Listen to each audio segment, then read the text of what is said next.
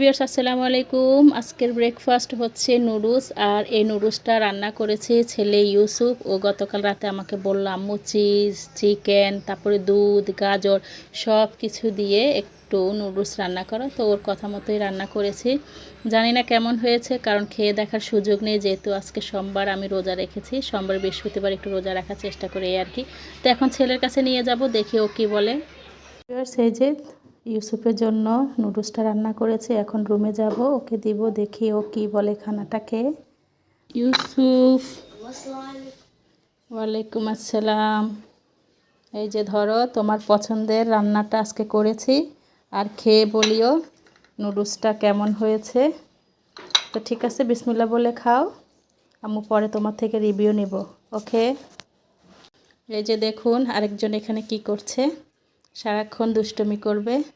তো সবাই ভালো থাকবেন, আজকের ভিডিও পর্যন্ত।